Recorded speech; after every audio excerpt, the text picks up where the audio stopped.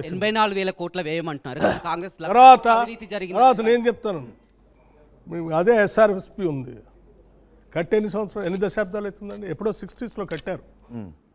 ఇప్పటికి కూడా కొన్ని లక్షల ఎకరాలు నీళ్ళు ఇస్తూ ఉంది. అది కెనాల్ తీశారు, కాకతీయ కెనాల్ అన్నారు, లక్ష్మీ కెనాల్ అన్నారు, ఫేజ్ 2 ఎస్ఆర్ఎస్పి ఫేజ్ 2 అన్నారు, అప్ టు ఖమ్మం వరకు తీశారు, నీళ్ళు వారుతూ ఉన్నాయి.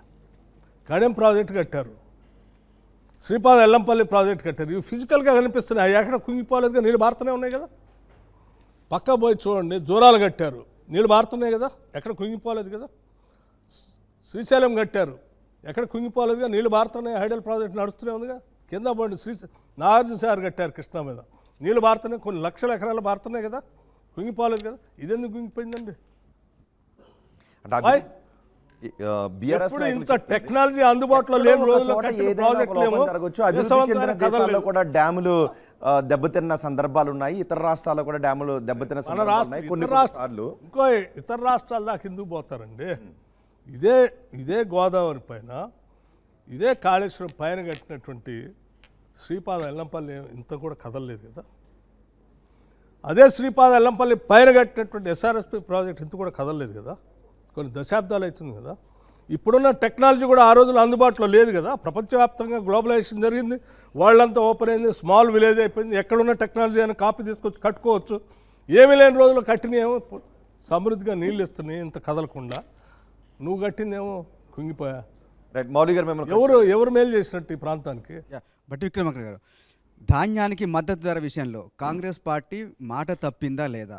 మీరు హామీ ఇచ్చినప్పుడు ధాన్యం అని చెప్పేసి ఇప్పుడు కేవలం సన్నాలకు మాత్రమే అని చెప్తున్నారు. అంటే 10% మాత్రమే మీరు బోనస్ ఇచ్చి 90% రైతులకి అన్యాయం చేస్తుందా లేదా కాంగ్రెస్ గవర్నమెంట్? ఎందుకు అనుకుంటున్నారండి మీరు? What we said, I think దొడ్డుబాట్లకు కూడా బోనస్ ఇవ్వబోతున్నారా? మా స్టేట్మెంట్ చూసుంటే ఏం చెప్పాం? వీఆర్ స్టార్టింగ్ విత్ సన్నాలు అని చెప్పాం. సన్నాలు ఒడ్లు పండించే రైతులకి ఈ రాష్ట్రంలో ఉన్నటువంటి పేదలు, మధ్యాహ్నం భోజనం తినే పిల్లలు, లేకపోతే రకరకాల రెసిడెన్షియల్ స్కూల్స్లో చదువుకున్నటువంటి పిల్లలు, వీళ్ళందరికీ కూడా సన్నాలు బియ్యం ఇవ్వాలి కాబట్టి, ఇవ్వాలనేది తపన మాకుంది కాబట్టి విరివిగా రైతాంగ సోదరుల్ని సన్నాలు పండించడం ప్రోత్సహించడమే కాకుండా let us start from there. ముందు సబ్సిడీ అంటే బోనస్ అనేది 500 రూపాయలు అక్కడ నుంచి స్టార్ట్ చేద్దాం. మనకి పరిస్థితుల ఆర్థిక భారం ఉన్నప్పుడు కూడా let us start somewhere, we have to start immediately అని చెప్పి we started that. You must appreciate that.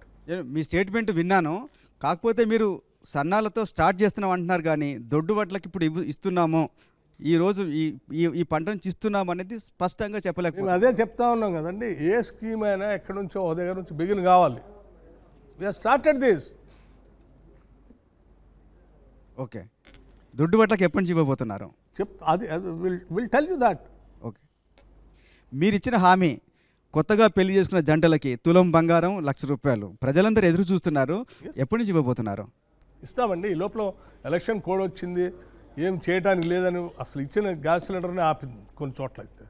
So ఈ కోడ్ అయిపోయిన తర్వాత దెన్ అగైన్ విల్ స్టార్ట్. మా ఫుల్ ఫ్లెడ్జ్డ్ బడ్జెటే పెట్టలేదు ఇంతవరకు. మేము we're still going on vote on account budget. Final budget పెట్టిన తర్వాత డెఫినెట్గా will include all the schemes in that. అంటే మీరు ప్రభుత్వంలో రాకముందు లంకె బిందాలు ఉన్నాయనుకున్నారు, వచ్చిన తర్వాత ఖాళీ గిన్నెలు ఉన్నాయి, ఏమైనా ఇబ్బంది పడుతున్నారా? డెఫినెట్గా ఇబ్బంది పడుతున్నాం. ఉన్న ఆర్థిక పరిస్థితి ఏంటో అనేది రాష్ట్ర ప్రజలు తెలియాలని ఆలోచనతోనే ఆ రోజు వైట్ పేపర్ పెట్టి శ్వేతపత్రం చూపించాము మేము. అంటే ప్రతి స్టేక్ హోల్డర్కి, ప్రతి పౌరుడికి రాష్ట్రంలో ఎంత వినాశనం జరిగింది, ఎంత ఆర్థిక విధ్వంసం జరిగింది, ఎంత దోపిడీ జరిగింది, మనం ఎక్కడున్నాం అనేది ప్రజలకు తెలియాల్సిన అవసరం ఉంది. వాళ్ళని ఏమంటారు డార్క్లో పెట్టి మనం ఎప్పుడు చేయకూడదు పాలకులు. అందుకోసం మేము స్పష్టంగా ఉన్నట్టుగా చెప్పాం. అయినప్పటికి కూడా మాకు నమ్మకం ఉంది, మేము జనరేట్ చేస్తాం రెవెన్యూస్, చేసి వాళ్ళకి మేము ఏదైతే హామీలు ఇచ్చామో ఆ సంపదను ప్రజలకే పంచుతాం. We have a strong commitment to distribute the wealth to the people. Dilleshwar మిమ్మల్ని క్వశ్చన్ అడగాలనుకుంటున్నారు. భట్టి గారు, తెలంగాణ చరిత్ర అంటేనే కాకతీయులు, కుతుబ్షాహీలు, నిజాంలు. అలాంటిది తెలంగాణ అధికారిక చిహ్నం నుంచి కాకతీయ కళాతోరణం కానీ చార్మినార్ని కానీ ఎలా అండి తీసేస్తారు? చూడమ్మా, ప్రపంచవ్యాప్తంగా రకరకాల రాజ్యాలు పోయాయి. ఈ ఎవల్యూషన్లో అన్ని ప్రభుత్వాల కంటే అత్యున్నతమైనటువంటి ప్రభుత్వం ప్రజాస్వామ్యం, ప్రజల చేత ఎన్నుకోబడినటువంటి ప్రభుత్వాలని.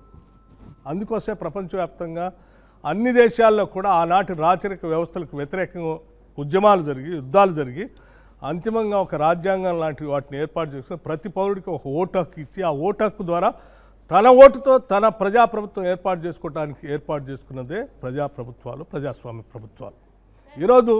ఈరోజు the best form of government is democratic form of government. అలాంటప్పుడు ఒక్క అశోక నిమిషం చక్రం ఈనమ్మా, మీ క్వశ్చన్ పూర్తిగా. సో డెఫినెట్గా మన పాలనలో స్పష్టంగా కనపడాల్సింది ప్రజాస్వామ్య స్ఫూర్తి. రాజరిక పోకళ్ళకి ఆనవాళ్ళుగా ఉన్నటువంటి వ్యవస్థలు కాదు. రాజరికం కావాలా, ప్రజాస్వామ్యం కావాలా అంటే డెఫినెట్గా ఐ ఓట్ ఫర్ ప్రజాస్వామ్యానికి. రాజు కావాలని నేను కోరుకోను, రాజరిక వ్యవస్థలు కావాలని కోరుకోను నేను. అందుకోసమే డెఫినెట్గా ప్రజాస్వామ్య స్ఫూర్తిని నింపించేటువంటి ఆ ప్రజాస్వామ్య స్ఫూర్తితో రాజ్యాంగంలో పొందుపరిచిన ఆర్టికల్తోనే ఏర్పడినటువంటి తెలంగాణ రాష్ట్రానికి డెఫినెట్గా డెమోక్రటిక్ స్పిరిట్తో ఉండేటువంటి చిహ్నం ఉండాలనేది మా అందరి ఆలోచన తప్ప ఎవరినో ఇక్కడ అవమానించాలనో ఎవరినో కించపరచాలని కాదు. రాజరిక వ్యవస్థ నుంచి ప్రజాస్వామ్య వ్యవస్థకి అత్యంత గౌరవం ఇవ్వాలనేది మా ఆలోచన. అసలైన తొలి వెలుగు. ఫాలో వాట్సాప్ @తొలి వెలుగు official.